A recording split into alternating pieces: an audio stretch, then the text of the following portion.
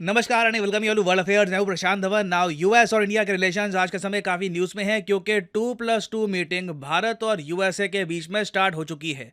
USA के जो secretary of defence है, जो यूएसए के डिफेंस अफेयर संभालते हैं, लॉयड ऑस्टन साहब, साथ ही साथ जो इनके विदेश मंत्री आप कह लीजिए एंथनी ब्लिंकन, ये दोनों आए हैं भारत में 2+2 मीटिंग के लिए। और बहुत सारी इमेजेस सामने आई हैं इस मीटिंग की। यहाँ पे आप देख पाओगे ये है 5वीं 2+2 मीटिंग, क्योंकि इस मीटिंग में इंडिया की साइड से भी रक्षा मंत्री और विदेश मंत्री होते हैं और यूएसए के साइड से भी इनके डिफेंस सेक्रेटरी और सेक्रेटरी ऑफ स्टेट आते हैं। और यहाँ पे आप देख पाओगे मीटिंग की इमेजेस, कई इमेजेस सामने आई हैं। ये जो इमेज है इन पर्टिकुलर, ये काफी वायरल हो गई थी। लॉयड ऑस्टिन जो काफी लंबे चौड़े हैं, ये जैसे इंडिया में आए इन्होंने हक किया भारत के रक्षा मंत्री को। और मैं आपको बता दूं, ये जेस्चर सिंबॉलिक होते हैं।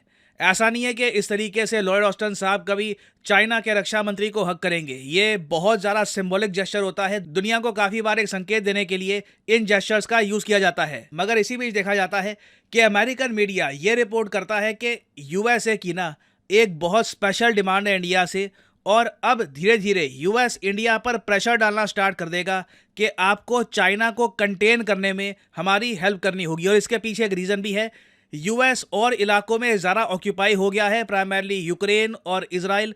तो इंडिया का role by default Indo Pacific में बहुत ज़्यादा इंपॉर्टेंट हो जाता है। और यहाँ पे आप देख पाओगे आर्टिकल ब्लूमबर्ग का, इसकी जो हेडलाइन है ये यहाँ पे लिखा है कि यूएस प्रेस करेगा इंडिया को कि आपको काउंटर करना होगा चाइना को इन एशियन वाटरवेज। अब इसका मतलब क्या है? देखिए, यूएसए का जो ग्रैंड प्लान है, पर्सनली आप अगर मुझसे पूछना, मैं आपको रीजन भी दूंगा।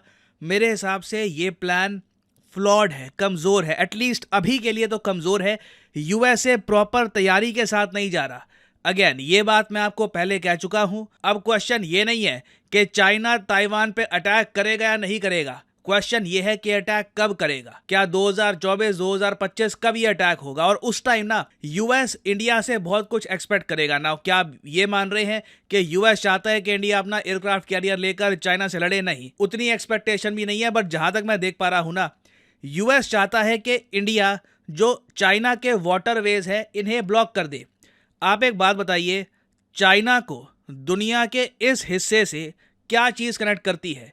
आप लैंड रूट से जाओगे तो रास्ता बहुत ही लंबा हो जाता है, इंफ्रास्ट्रक्चर उतना डेवलप हुआ नहीं है। मेनली चाइना खुद को वेस्ट एशिया से, इस ऑयल रिच रीजन से, अफ्रीका से जोड़ता है खुद को मलक्का स्ट्रेट से। यहाँ पे आप देख पाओगे, ये आपको दिख जाएगा यहाँ पर मलेशिया, ये यहाँ पे है इंडोनेशिया, ये है सिंगापुर और ये है मलक्का स्ट्रेट। STRAIT स्ट्रेट होता है एक नैरो सा पैसेज दो बड़े लैंड मासेस के बीच में। स्ट्रेट हमेशा एक वाटर बॉडी होती है। तो मलक्का स्ट्रेट देखिए बहुत ही इंपॉर्टेंट है चाइना के लिए। ना यूएस ये मानता है कि कल को जब चाइना ताइवान पे आक्रमण करेगा, इंडिया अपनी नौसेना लेकर मलक्का स्ट्रेट ब्लॉक कर देगा। उससे चाइना की जो शिपमेंट्स हैं ये वेस्ट एशिया तक नहीं पहुंच पाएगी। और ये यूएसए का प्लान होगा।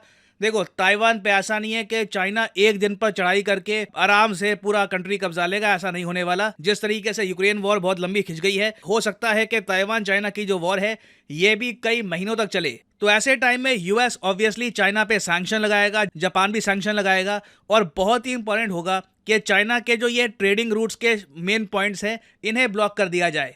ना मेरे हिसाब से ये जो पूरा प्लान है कमजोर इसलिए है क्योंकि हम लोग एक बात भूल रहे हैं कि ना सिर्फ चाइना, कई और एशियन कंट्रीज हैं जो इस रूट का इस्तेमाल करते हैं वेस्ट एशिया तक पहुंचने के लिए। For example south Korea, Japan जो यूएसए के मित्र मुल्क हैं, ये कैसे वेस्ट एशिया से ट्रेड करेंगे जब ये जो पूरा एरिया इसको ब्लॉक कर दिया जाएगा? या फिर यूएस ये अज्यूम कर रहा है कि ब्लॉकेड बड़ा सोफिस्टिकेटेड होगा कि जो चाइनीज शिप्स है उन्हें हम रोक लेंगे और जापानीज साउथ कोरियन शिप्स यहाँ पे जा पाएगी? ये पॉसिबल हो नहीं पाता। This is not going to be possible at all. और साथ ही साथ हमने ये भी नहीं सोचा कि जो आसियान देश है, जिन कंट्रीज का प्रॉपर यहाँ पे वजूद है, क्या ये यूएसए के ब्लॉकेड को सपोर्ट करेंगे? क्योंकि देखो, घूम फिर के मलक्का स्ट्रेट पर प्रॉपर अधिकार तो मलेशिया, इंडोनेशिया, कुछ हद तक सिंगापुर का है।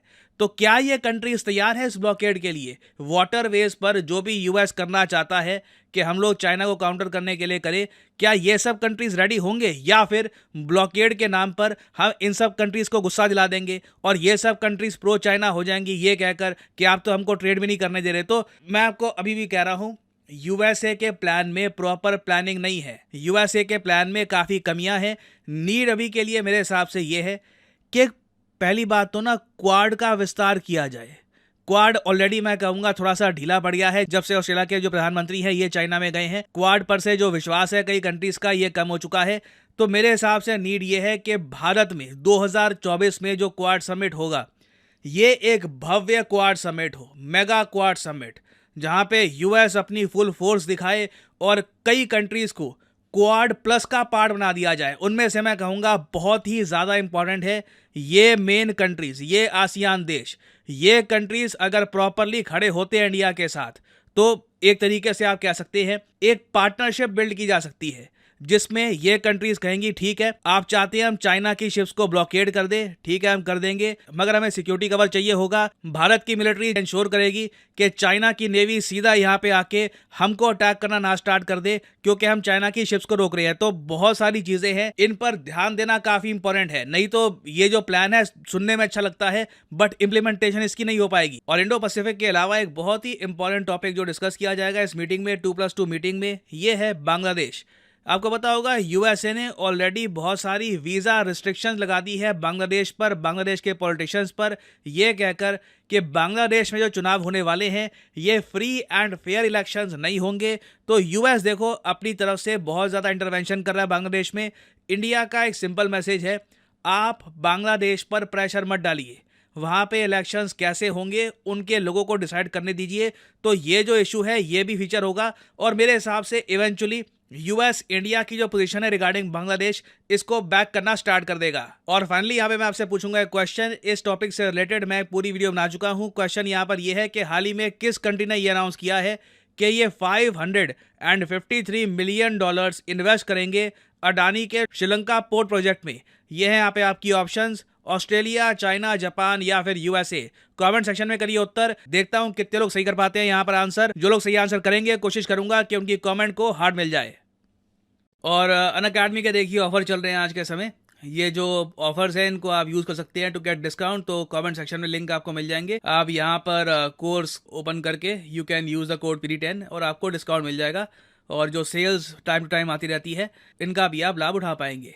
So this is the end of the video. Thanks for listening and as always, may the gods watch over you.